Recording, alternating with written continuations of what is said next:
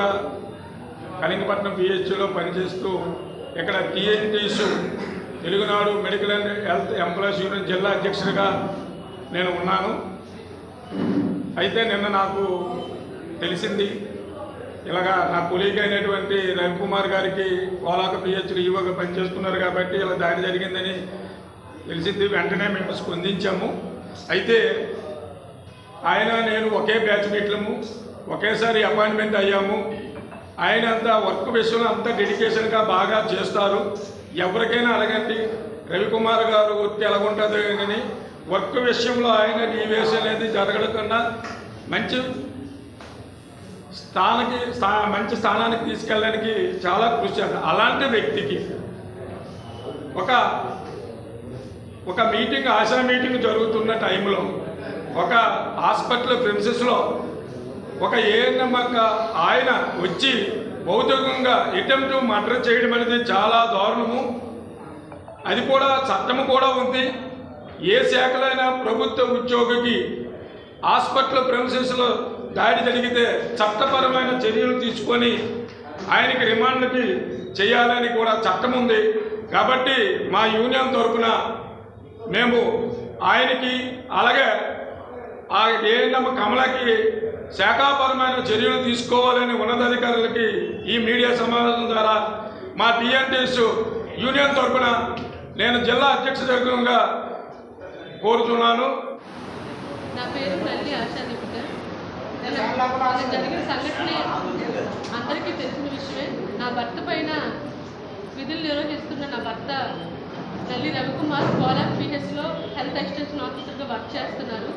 ఆయన విధులు నిర్వహిస్తుండగా ఏఎన్ఎం కమల అనే వ్యక్తి వాళ్ళ హస్బెండ్ వచ్చి ఆయన పైన దాడి చేయడం చాలా బాధాకరమైన విషయం. నా భర్త విధులు నిర్వహిస్తుంటుంటే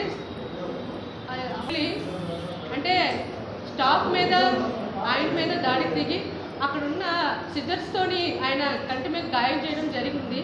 ఇది చాలా బాధాకరమైన విషయం. మనుషులకి ప్రాణదాత హెల్త్ డిపార్ట్మెంటు వాళ్ళకి ప్రాణాలు తీయలేని వ్యక్తిని ఇప్పటి వరకు రిమైండ్లకు తీసుకోకపోవడం చాలా బాధాకరంగా ఉంది నాకు. ఇలాంటి సేఫ్టీ లేని జీవితం ఏంటండి? ప్రజలకి ఎక్కడండి సేఫ్ జరుగుతూ ఇంతగా మనుషుల్ని హింస పెట్టి టార్చర్ పెట్టి చాలా ఇబ్బంది పెట్టారండి. నా భర్తని గత 7 నెలలుగా చాలా ఇబ్బంది పెడుతున్నారండి ఆ కమల అండి ఏఎన్ఎం గారు. ఆవిడకి 56 సంవత్సరాలండి.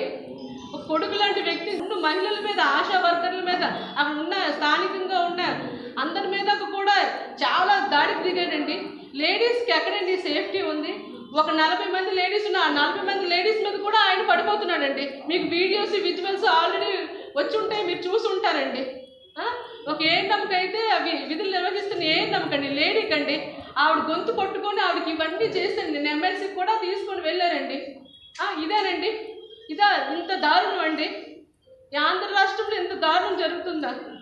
విధులు నిర్వహిస్తున్న ఒక డాక్టర్ పైన దాడ.